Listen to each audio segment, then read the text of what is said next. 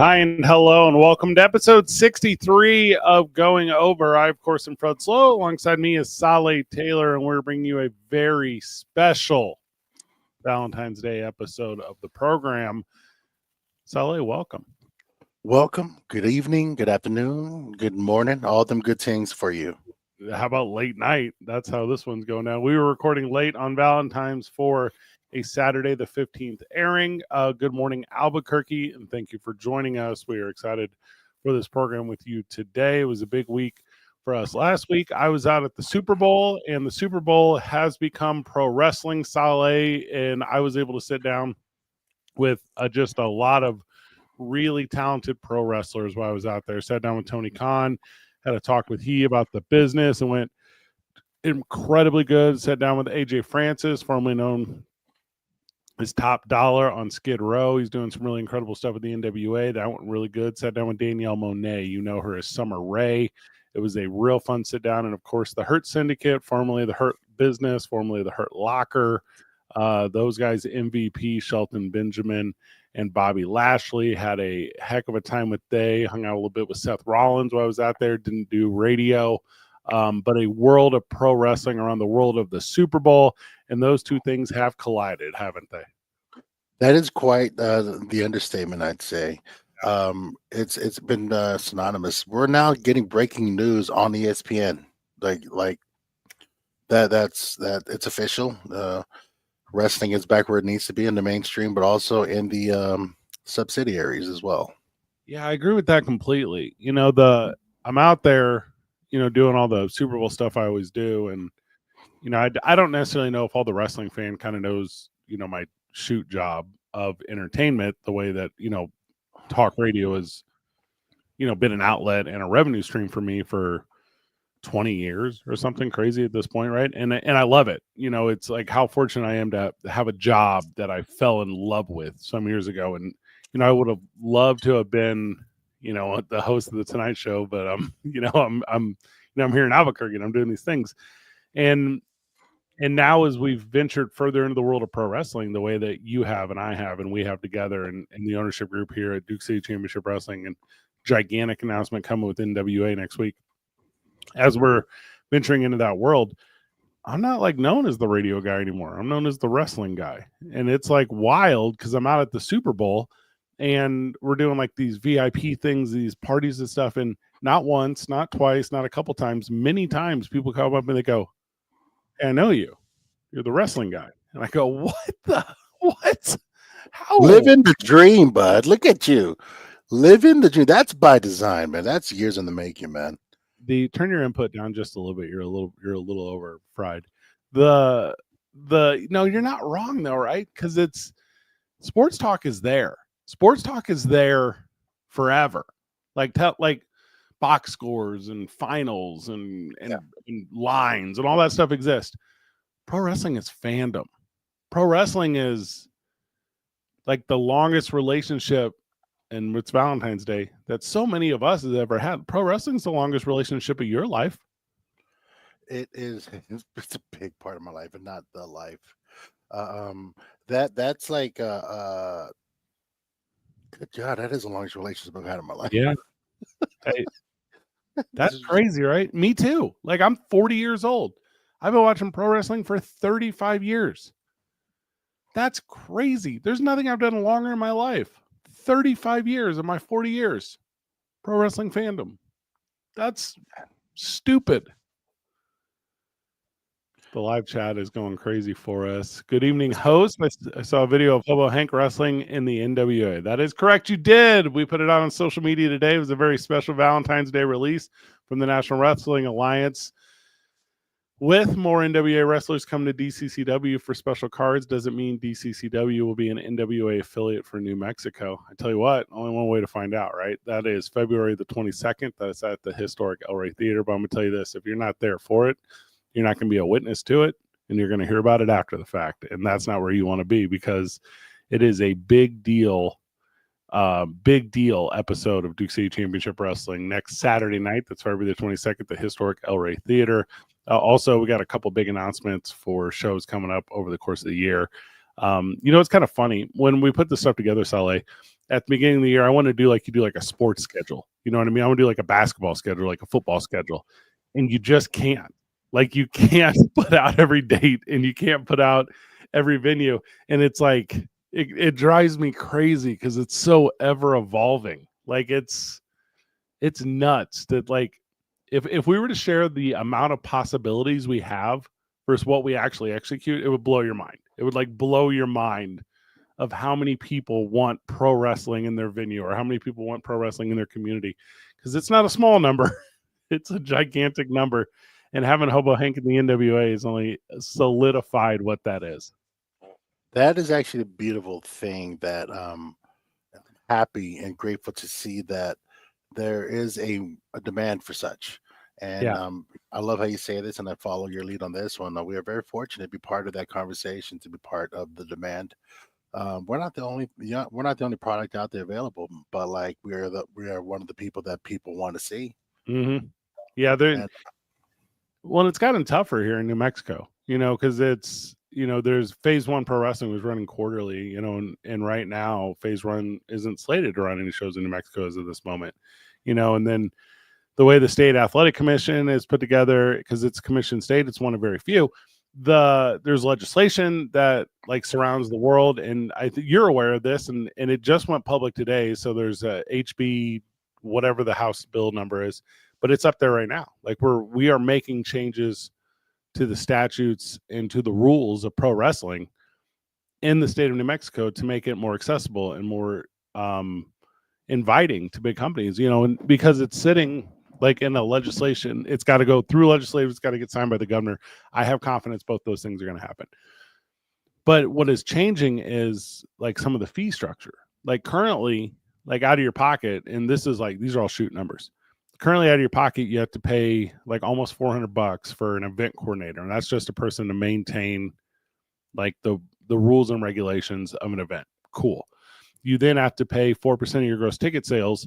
That 4% goes to the state athletic commission. You then have to pay 10% of your broadcast revenues, which has been redefined from closed circuit TV, which is how it was defined in the 80s. But now it covers everything, including live television, streaming, digital, upwards of podcasts, this thing here. Yeah. So like all that stuff is currently covered. And that's to a 10% rate, right? So there are all these like weird fees that the state had put on not just pro wrestling, but all combat sports. And this is why historically you haven't had broadcast television sports in the state of New Mexico outside of like a handful of events. So I'll give you an example. When Bare Knuckle comes to town, they have to pay 15-ish% of their total revenues. When UFC comes down, 15%-ish of the total revenues. When Duke City Championship Wrestling puts on a show, depending upon our TV, 15-ish% of our total revenues, and at minimum 4% of our ticket sales revenues, right? So you end up in this crazy circumstance where you're already that percentage out of your gains, right? So we put a ton of effort in this. And by the way, New Mexico is pretty flush in money right now.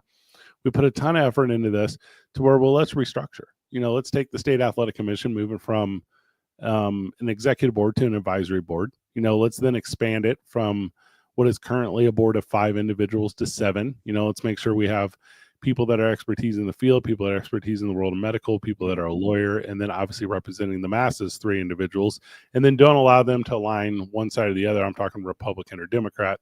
Also, however you identify those things. If you're super heavy Trump, I'm not going to call you a Republican. If you're super heavy progressive, I'm not going to call you a Democrat. I'm going to talk to you about the spread, right?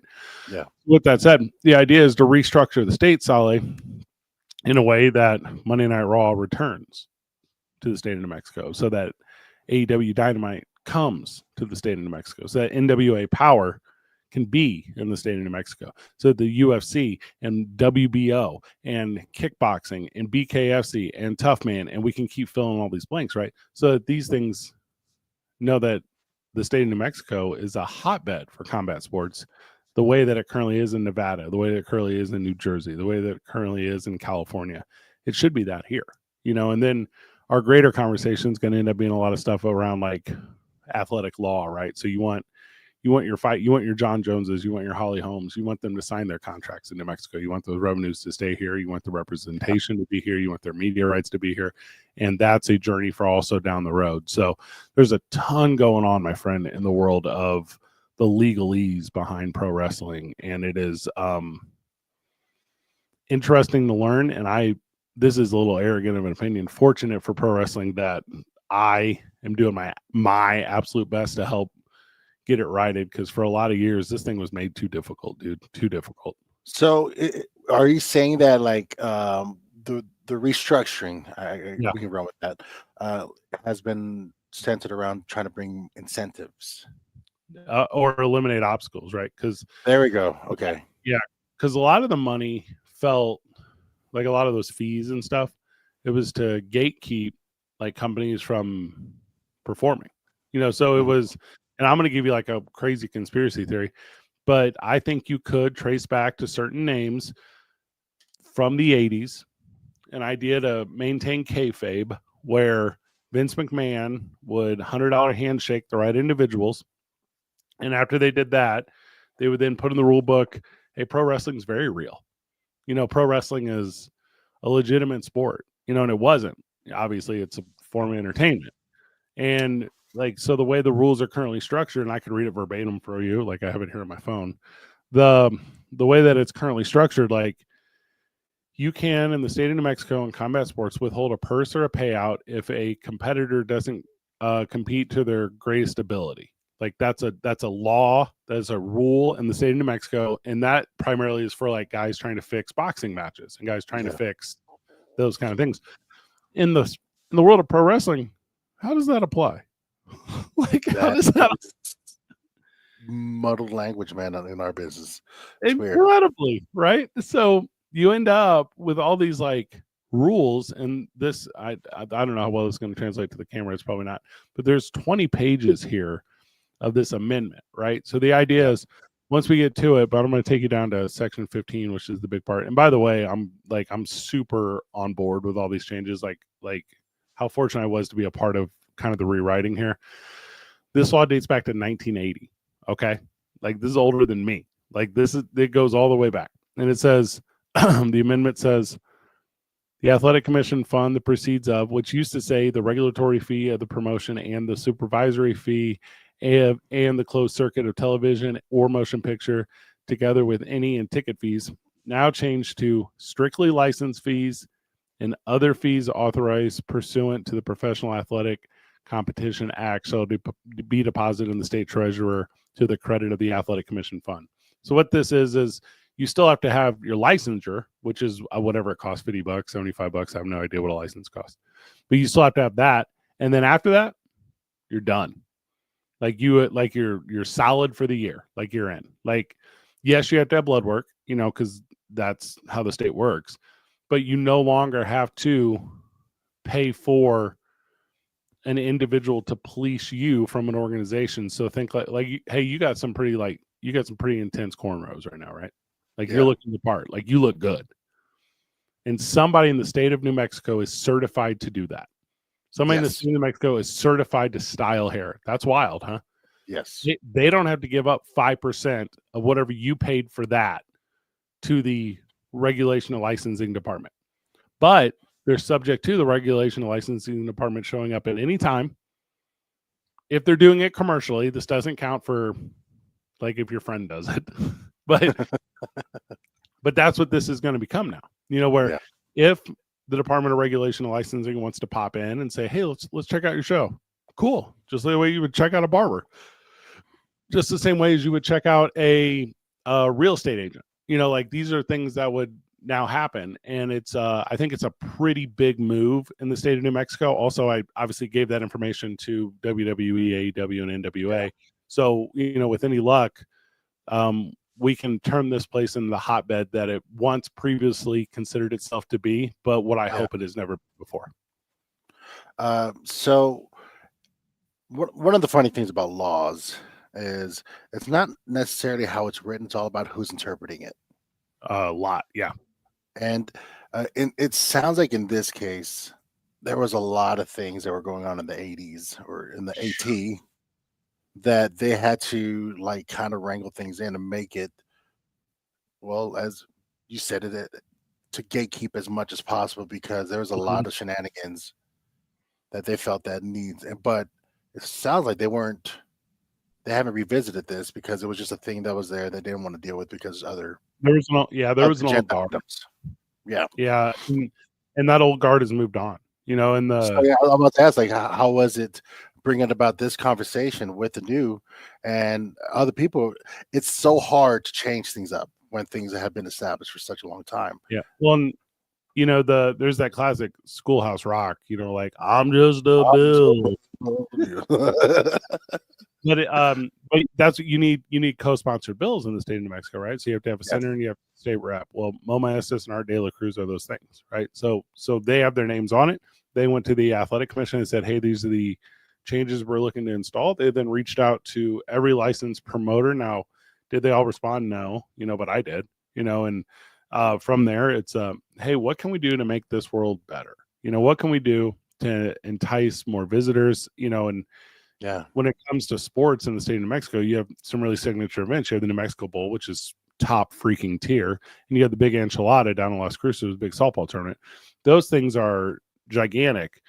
Well, there's 363 other days out of the year, and let's make sure we are taking some of that flush funds from the state of Mexico and putting it towards this. Putting it towards, inclusivity and being warm and inviting to not just Arizona, Colorado, Texas, but let's go to Utah, let's go to Colorado, let's go to Oklahoma, or excuse me, let's go to California, let's go to Oklahoma, let's go to Kansas, let's draw in people that surround us. Yeah. And, in a worst case scenario, we set ourselves up in a situation where, we now have the best rodeo again, we're doing okay. So so anyways, a ton going on in the world of law, ton going on in the world of pro wrestling in New Mexico, and we will regularly break it down for you. But we'll have to do it after the break because the live chat is heating up. They're asking much questions about the card. So the card for Love Hurts, it's coming out starting tomorrow. So it is a 7-day consecutive release for the card. Obviously, we've been a little tease on it because we got some big announcements coming up with the NWA. So get excited for that. Also, Hobo Hank's debut match is up on youtube.com. That's youtube.com/NWA. And you can see he compete. Also, you and I are going to recap that video right here. So that's going to be a lot of fun on this broadcast. And then lastly, we'll wrap it up. It's a Valentine's Day special with our favorite pro wrestling couples. It's going over on 95.9 FM and AM 610, the Sports Animal. Welcome back to the program. Welcome back to Going Over. I, of course, am Fred Slow. Alongside me is Sally Taylor. Lots of questions from the live chat and some speculation. So this is a lot of fun. We were talking in the opening segment about the big announcement with the NWA. We were talking about Hobo Hank making his debut. And friend of the show, Lurvy, says, what about the DCCW belts? Would they have to be restructured if the NWA does bring DCCW under its wing? First of all, DCCW, I mean, we take people under our wing. I mean, let's be honest about that. And we got some fire belts. Have you seen our belts? The red and green and the red and green chili, bro. It's the Route 66 championship is currently held by Brian Idol of the NWA. And if he tries to do a single thing to it, like repercussions will occur. Like this is not like that thing is too nice. Do not mess up. Do not mess that bad boy up. That is a dope belt. And then our heavyweight championship belt is a thing of beaut. If you are looking, it's so good. If you are looking for a ton of NWA talent to show up on February 22nd, maybe. But I will tell you this: they're in Fort Leonard, Missouri, doing their salute to the troops stuff. So don't think that entire roster is going to be willing to come here because they're out there doing the proper thing for this country and helping a lot of people. And that's a big weekend for the NWA. It's the exact same day as DCCW. And then obviously they have a big show on March the 22nd as well. And that's in Alabama. And why would a guy like me be so familiar with what's going on with the NWA world? That's wild. That's a wild thing. Speaking of the NWA, our very good friend Hobo Hank, he made his debut. Have you watched the match yet? I did. Yeah, I did. It is at or near the best thing that I have ever seen. And I'm going to walk through it with you. We're going to turn a little bit of volume on here, but not a ton, right? So Hobo Hank this taping was in November. Is that when we went out there? Yeah.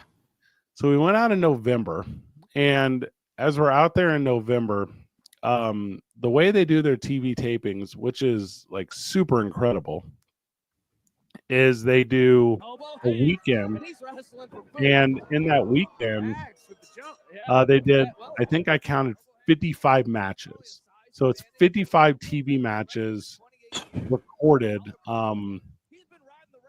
like throughout that time, right? And then they smash them all into future episodes. So Hobo Hank showed up, and this is day 2 of TV tapings, right? So the Gimp, he's a full-on dude. He's a full professional, like back of the house involvement, like. And you'll notice here throughout this match, which is not a thing I think I would normally point out early, but you and I are a little bit of the industry here. This is an all striking match. Like this is a like how a hobo would fight. You know what I mean? And it's not, and you'll see, there are no submission holds throughout this whole thing. And then only but 2 wrestling moves, and you'll see both really it's just one. It's like a bulldog. But everything else is a strike. Now, the referee here, it was his birthday on this day. So between every TV taping, they kept singing happy birthday to him. So like the 55 matches, they sang it to him 55 times. It was so very funny. So Hobo Hank, and I know this isn't the best for the radio audience, but so Hobo Hank, who's this is in Tampa. It's at the PBS station in Tampa where this match is being recorded. So Hobo Hank and the Gimp. Power station, right? Yeah. And so Hobo Hank and the Gimp, as they're getting ready to face off, it's Hobo Hank's debut. And the Gimp had, worked the day before, and I think he worked after this. So this is like 3 matches for him over the course of the weekend. But all the matches in the NWA, they're like 6-7 minutes. They're like super fast because they put a bunch of them into Power. Now, this one I think is just YouTube exclusive or whatever.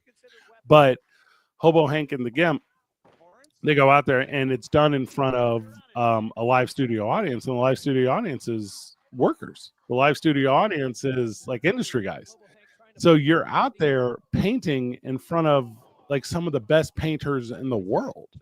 And it's like wild, because it's not like a real smarky fan base. It's like a bunch of guys that really do understand the business and the storytelling aspect. And you can even see the smiles on the faces, like as these guys are going at it. And then to put some of these, like that commentating table group back there, like I'm in group text with these guys. Like I know these guys very well. So as we're going through, like Joe Galley telling all these stories and, putting Hobo Hank over and, the amount of backstory they asked is, so let me get it straight. He's homeless and his name is Hank. Yes. There's not a ton else to the character that is Hobo Hank. So there's a spot. The tongue is not my favorite part, by the way. So there's a spot in the match with Hobo Hank where he's facing the Gimp and the Gimp pulls his tongue out, right? So he's got like it's a mask from like the Pulp Fiction movies, right? Yeah. It's like whatever. So anyway, with added horns on there. Exactly. So it's like a demonic or whatever. So he opens up the zipper of the mouth and exposes his tongue. Well, you and I both know the storytelling that is Hobo Hank and the pit stop that will eventually come from this, right? But which they renamed the Pity City. Oh yeah, which was very clever. So the only wrestling move of the entire match is a running bulldog, and Hobo Hank hits it, but the Gimp he's gonna jump out, right? Like it's not gonna happen. And Hobo Hank's like heartbroken, like that was his one shot, but he's gonna get up and he's gonna have a second win. And remember earlier the unzipped mouth and the tongue. So as Hobo Hank like can't get a wrestling move to go and can't like save his life for a single thing, failed tornado DDT, fail whatever. It comes down to it at the very end where it's the tongue on whatever, the pit stop, the Pity City, and the entire crowd is like, oh no, not his homeless pits. And you're like, oh, this is like as smart of a bit as you've like ever seen, So anyway, so Hobo Hank in the world of the NWA makes his debut. Yeah. And he just licks the pit, and then it's a real quick schoolboy roll up, and Hobo Hank victorious as the Gimp, kicks out at 2.5 or whatever, or 3.25 or Three and a whatever. quarter, yeah. The 90s, 80s, 90s, 3. 100%. That watching that, by the way, it's a joy, man. Yeah. Seeing him on that, and the feedback that's going on there, and people are stating what they see and stating what they want to see, but more importantly, he's getting a reaction. Oh, I'm telling you, Getting a reaction. at the time of our airing, we have the live chat up, and as we have the live chat up, just kind of give me some feedback from there. Downtime the Ring is NWA coming to New Mexico will be wild. Absolutely great time to be a wrestling fan. I tell you what, it is right now. I think it's as good as it's ever been here in New Mexico. Friend of the show, Angela says, how can I watch the entire match of his, including his entrances? Here's the thing about NWA. They don't do entrances. Like, it's straight to pro wrestling match. So much of the shine that Hobo Hank gets on an entrance, he can't get in the NWA because he doesn't have Mr. Bojangles. He doesn't have Through the Crowd. He doesn't have all of that. It's about simply performing inside the square circle. And I tell you what, Sully, it's a different experience when it goes, straight to the start of TV taping. This is actually this is the old school booking, man. The old school tapings where they will tape 4 weeks ahead and like release when they can. But more importantly, they're like, we have a very strong 30-minute block to showcase. So they took out, there was no entrances, and it was just straight up, we have this, maybe we'll have 2-3 minutes of an interview outside, and then the next match, and then the next, and you keep pushing. It's interesting seeing that format on nowadays, because a lot of us are still used to the whole glitz, the glamour, the lights, the atmosphere of the entrance. But at the same time, this one is like, let's see how good you are in the ring. Yeah. And this, the story you can tell. And like, if you do go to the YouTube comments or you do go to whatever, it's telling, like, there are people that are like, hey, I know Hobo Hank from Vice. Hey, I know Hobo Hank from Albuquerque. Hey, I've been a fan, all I've ever wanted in my life is more Hobo Hank. And you go, yes, that's correct. And how great it is that there's an audience out there that you move them to emotion. You move them to respond. And there we go. So yeah, just kind of a tremendous little moment.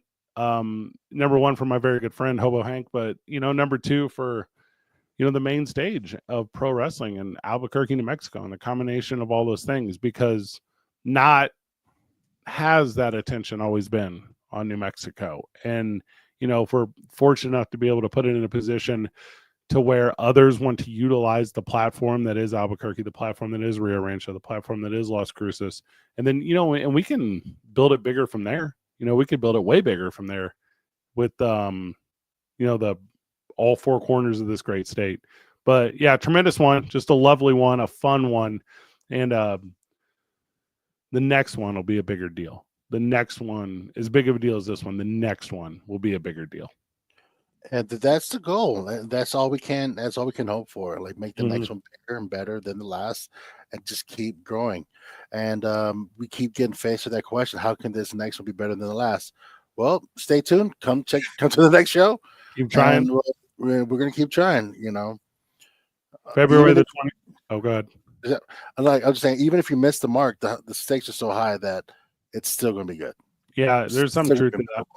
Well, and I was, like I said, I was talking to Tony Khan last week, and we're talking about the promotion, and we're talking about what it takes in the indie scene, and how we have access to guys, and it didn't used to be like that. It didn't, and I'm talking recently. You couldn't get AEW guys, you couldn't get NWA guys, you couldn't get WWE guys. You can get them now. Like, they're guys that, if their schedule's working, by the way, a lot of them don't. These guys are in demand. They are popular, but they're now willing to get out and get in front of the product. And by the way, if you do it right, technology wise, and create it and make it look good, it's awesome. It's like super awesome. And as much of a cool feeling as I had with Hobo Hank making his NWA debut, like, I will have an equal, I think, emotional response to the Route 66 title being on NWA if Brian Idol, so decides to take it out there, because that's a special thing. We invented that. Yeah. Like, that's a special thing. You know, NWA, as they're still traveling, hitting the road. There's NWA in Chicago. Route 66 is in Chicago. I think it starts in Chicago. Yeah. You could defend that there, and like this is that is a beautiful story that adds to the lineage of that belt and adds to the story of that belt as well. Yeah. It's a beautiful thing, man. You know, from the live chat, here's a really good one. I wonder who Matthew Robles would manage to challenge for the NWA World's Heavyweight Championship if it was defended in DCCW. He's talking about Tom Lattimore. Tom Lattimore can go. He's been a pro for a long, long time. If he were to come from the NWA to DCCW and bring, you know, the 10 pounds of gold and be that guy, I can give you a list of people I'd put in front of him, you know, and would they stand a chance? I think so. But am I of the belief system that Sally Taylor can hang with him because I'm a fan of Sally Taylor? Well, I am a fan of Sally Taylor. I hate For Sale. I think For Sale sucks.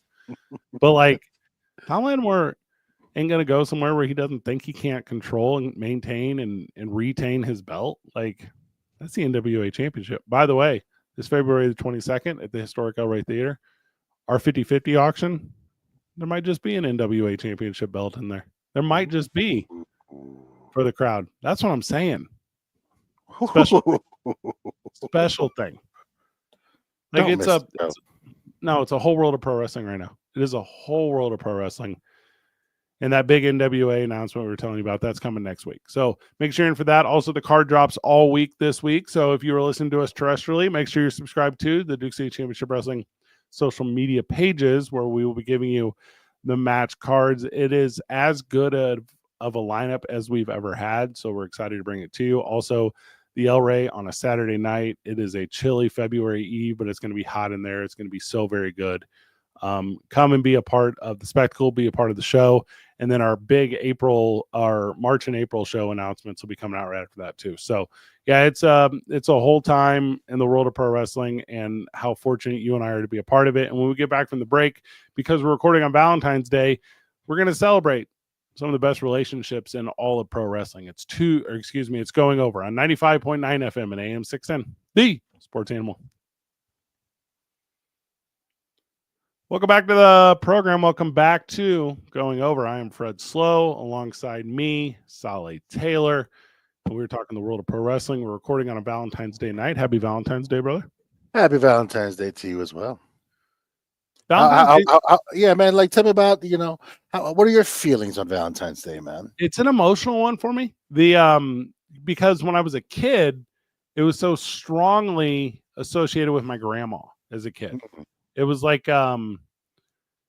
that's who we made cards for. That's who we spent it with. When I was a kid, I was in a nuclear family, and, my mom and dad would be out and we were with grandma, so we were with Grandma Slow, and Grandma Slow no longer with us, and that is okay because that is life. But yeah, I tell you what, almost the entire day is in celebration of her. Almost the entire day. You dropped me with some amazing nuggets of wisdom from Grandma Slow, and there's a few things that I carry to heart. So I'm grateful for the impact that Grandma Slow has had on you, because it's impacting me. Oh, I like that. The world of pro wrestling is a love story, right? It is told in many different ways. It's told throughout the story of the shows. It's told throughout the industry. It is fun, and I don't know if there's a bigger couple in the history of pro wrestling to celebrate on Valentine's Day than Triple H and Stephanie McMahon. I mean, are they not at the very top? The power couple for professional wrestling. Oh man. And ruined, like Triple H could be on this list multiple times. Like Triple H in China. Like Triple H could be here, and then he gets storylined with Stephanie McMahon, or they don't get storyline and they turn it into a storyline. You don't know. It's pro wrestling. But it's all a work. Yeah. But what pro wrestling was from the time Triple H, and he is pro wrestling, from when did he debut? 89, 88, right around there, to what it currently is today. It would not be the success it is without he, and it would not be the success it is without he and Stephanie McMahon. So put him on my list of Valentines in the world of pro wrestling, Triple H and Stephanie McMahon, Solly. All right, are you working from current to the past, or are You we follow jumping your around heart. in You time? follow your heart. Well, then you got to talk about royalty, man. Yep, Macho I Man know where you're Randy going. Savage Yep, and Miss Miss Elizabeth. Elizabeth, man. That story, it still hits me now, man. When they had the little thing and he left her for the Scary Sherry. Just Macho Man can be on there a couple times, but that whole storyline and like the video when it cut to that girl crying when he reunites with Miss Elizabeth, hmm that moment still like tugs at my hearts, man. Like my hearts, yeah, man. Like like after it broke, man, it became a couple things, man. But like that storyline, that moment still rings true because that plays a big part in a lot of people's childhoods and like one of the greatest things to show that could never trust a wedding in a professional wrestling setting. But man, those two that one of my favorite couples. Yeah, and they they did it in a really toxic way. They did it. Let's talk about it. Oh my gosh. Like the example of how you don't do it for the class, and they were I think the one from when I was a kid. Like when I was a kid, I knew about them. And I couldn't have told you about anything else. You know what I mean? I couldn't have told you, and maybe they just didn't exist in that way, but I couldn't have told you about any other relationship of significance outside of the Benoits, and then I really only knew about them because of tragedy. So yeah, so give me that one. That is a super good list. I want it on there. I think Go on. I think a big one. Mhm. I think like The Miz and Maurice with the TV show, The Miz and Maurice with the time they spent on what the making the wrestler stuff, all the stuff in all the storylines throughout wrestling. The Miz, I think, is better, and they've been together for like over 10 years now. I think The Miz is a better performer because he's had someone in his life who understands the industry the way that she does. So give me The Miz and Maurice. And obviously it's primarily The Miz as a worker and Maurice's support, but I'm into they as one of those couples. So give me The Miz and Maurice. That's a good call. Yep. The something's changed like in him when they were getting serious and he was getting more serious and he got to take this business more serious. Like the Miz's story is famous. Like we Yeah. know the man's ups and Burn downs, a lot of TV and the whole thing. Yep. the man can work, but it's a beautiful thing where he got anchored with Maurice. Oh man, good call, bro. Yep. Speaking of a hothead, or speaking of someone with a reputation that ended up settling down really well, Seth Rollins and the man Becky Lynch. Yeah, that's a good get. The stories I hear about how Seth Rollins was to how Yep. he is now, night and day, and I love it. And that's one of those things when you realize when you get someone that anchors you a bit, and you realize you have something to lose or someone to lose. I'd say those two are a really, really great and strong example of that. I don't know what much this one's going to count, but I'm going to say it. Do you remember when Billy and Chuck were getting married in WWE? That was a great one. And they're like, no, it's a publicity stunt. And they're like, they blame Rico. And then Eric Bischoff is like, no, now we got to fight. Like, and in 2002, to have two dudes up there for like a marriage ceremony, people are like, what is going on here? So yeah, I'm super into this one. So give me, if you would please, Billy and Chuck. I think that's a good one. If you're following this line, I'm talking 5 years before that. Yeah. Mark Henry, Mae Young, they had a child. Oh, that's so good. The most amazing storyline. Yeah. It's like the epitome, the prime of sexual chocolate.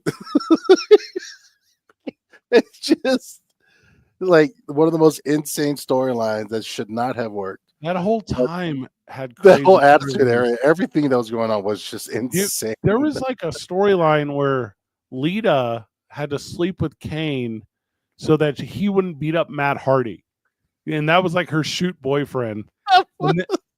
And then, if I remember correctly, there's like a SummerSlam match, and Kane and Matt Hardy loses, and because he lost, Lita has to marry Kane, and then like Matt tries to stop the ceremony, but Kane beats him up again, and then Kane and Lita apparently are gonna have a baby, but somehow she loses the child, and you're going, what is going on? Pro wrestling, like high school me, I guess I'd have been right out of high school. Like junior college me is like, this is a step beyond too weird.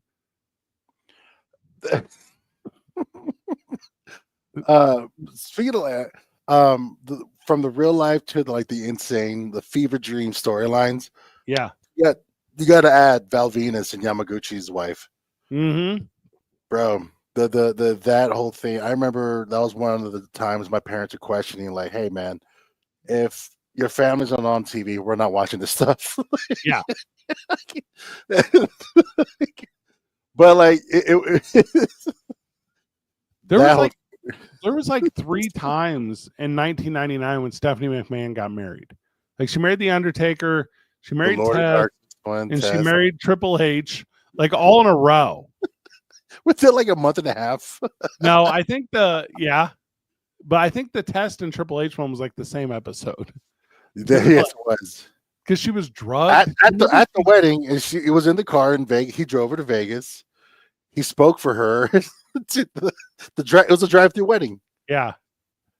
And then at the next pay-per-view, Vince McMahon, for some reason, he's like, well, I have to fight you, Triple H, because that's how this works. And Vince McMahon was like, if I win, the marriage is annulled. And then Triple H is like, yeah, no, that totally makes sense. And then Stephanie McMahon turns on her father like during the match, and you're like, what? So she was in love with him all along? Like, what is this? Like, none of this makes any sense. That's professional wrestling. Oh, it's so good, dude. When they it's one of those things where you sit, you don't just set aside any kind of a common sense. You just turn your brain off and just enjoy the ride. All right, so here's the thing. So friend of the show is saying the Billy and Chuck wedding happened in Albuquerque. Oh my gosh. That would be too much for me.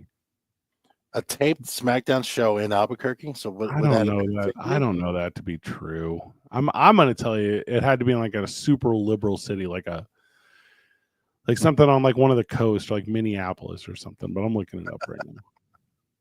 I think the last television like broadcast for WWE was the year 2000.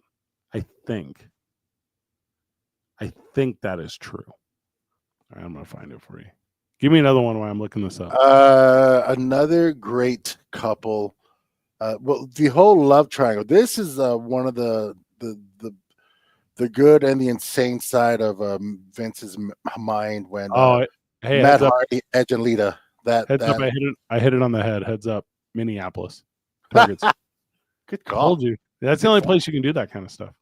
Good for man. Like, you got to be on that. The love triangle with Edge, Matt, and Lita. Turning a shoot into money, and like I can't imagine what kind of conversation you had to have with Matt. Well, if you remember, it was kind of the first time when they were taking stuff outside of the TV show, because they were doing that call-in show stuff, and they were like, "Oh, you actually can't miss anything." Like all of the media matters now. They harnessed that, and they turned that shoot into a lot of money for them, because that was the most insane thing. And then it's one of those things where, unfortunately, things from the locker room coming out to light. But when you sign up for something like that, it's got to come out. Mm-hmm. Like I remember, this is real when Matt came in and jumped Edge, and then he would call him Adam. This is like Adam. I was like, Yeah. oh, let's call his real name. It's a whole thing. I got one that broke my heart. Okay. Oh, This one legitimately broke my heart. Rusev and Lana. Rusev and Lana was as cool of a pairing as I've seen. And I have an off the air story I could tell you about Lana at the WrestleMania in Philadelphia. But whenever they were done, it was very loud. It was hey, this whole thing was maybe just for the money the entire time. Like I got worked, you know what I mean? Like I got super worked. Like, cause I thought, oh, like love will prevail. Like that's how love works. Now, like Fred, like you dumb. Oh, you got worked. I was dumb. Like I felt dumb. So there you go. Those are the big ones for me. I don't know. I mean, is there any others left for you? I mean, you could hear the Gold Dust, Terry Runnels. Oh man, Sable and Brock Lesnar are Sable, Mark Merrow, then Brock Lesnar now. Yeah. Well, Cody Rhodes and Brandy Rhodes, that's a good one. when he was on the Independents, they would do, because he didn't own his name or whatever, and it was Cody and Brandy Rhodes, and you're like, oh, that's clever. That's a clever thing. By the way, man, like it's coming and it's coming soon. The Homelander run. I can't wait for Cody. Like heel Cody is coming. No, it's not. That's part of his deal. Like, oh, I don't know, man. Like Homelander / Gollum, my precious. Like it's coming. He did this in all of AEW. He never went. It's like the forever tease. Like he's forever edging. You're like, no. We got to wrap it up, Solly, because we're at the end of the program. It was fun to hang out with you on a holiday. Thank you for spending a Valentine's Day with at the time of this airing, Tressler. We're 1 week away from Love Hurts at the historic El Rey Theater. You can log on to dccwtickets.com. Come and see us on a Saturday. It's going to be a lot of fun. Give me your final words, brother. I love, and I love the love that y'all share with us. So I'm grateful to and for y'all. Thank you. From the live chat, Mankind and Mr. Sacco. I don't think they were married. I don't think that was part of the deal. They're in a domestic partnership, it was a thing. For Solid Taylor, for myself, Fred Slow. Good job, everyone. Keep breathing.